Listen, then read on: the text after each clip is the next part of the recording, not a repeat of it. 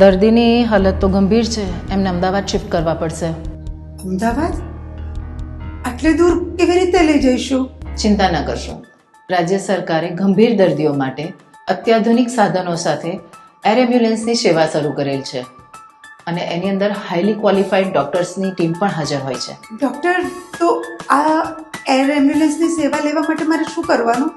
108ને phone કરવાનો. તમે લગાવી આપી શકો કોલ? હા, શ્યોર. નમસ્તે, 108 ઇમરજન્સી સેવાથી વાત કરું છું. ઇમરજન્સી છે સર આપને કોઈ? હા, મારે એર એમ્બ્યુલન્સની જરૂર છે. આપને એર એમ્બ્યુલન્સની સુવિધા મળી રહેશે, ચિંતા ના કરશો.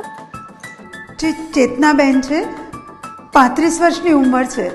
તમારા ડૉક્ટરને અમારા ફિઝિશિયન ડૉક્ટર સાથે વાત કરાવી આપું છું.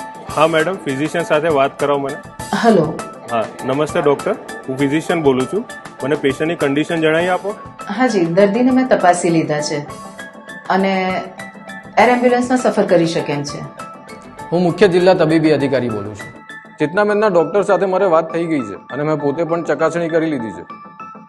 હા, હવે એમને અમદાવાદ એર એમ્બ્યુલન્સ દ્વારા લઈ જઈ શકાય છે. તમે જે મુજબ માહિતી આપી હતી એ મુજબ એને એરલિફ્ટ કરી શકાય છે અને એના માટે અમારા CDMO સર સાથે વાત થઈ ગઈ છે અને સરે અપ્રુવલ આપેલું છે. આના માટેનું આગળની કાર્યવાહી જેટલું જલ્દી બને એટલું ફટાફટ થઈ જશે અને તમને સામેથી કોલ આવશે. તમે પેશન્ટને સ્ટેબલ કરીને તૈયાર રાખજો. જી, થેન્ક યુ. નમસ્તે સર, 108 કંટ્રોલ રૂમમાંથી વાત કરું છું. હું ગુજસેલમાંથી બોલું છું. અમારી પાસે એર એમ્બ્યુલન્સની સર્વિસ માટેનો એક કોલ આવેલો છે, જેની બધી જ માહિતી પેશન્ટની અમે નોંધી લીધી છે અને એ આપને ઓનલાઈન મોકલી આપવામાં આવી છે. પેશન્ટના રિલેટિવ સાથે વાત થઈ છે અને જે પ્રમાણે વિગત મળી છે અમે એર એમ્બ્યુલન્સની વ્યવસ્થા કરી દીધી છે. સાથે સાથે અમે રોડ એમ્બ્યુલન્સ 108 પેશન્ટ માટે મોકલી આપી છે.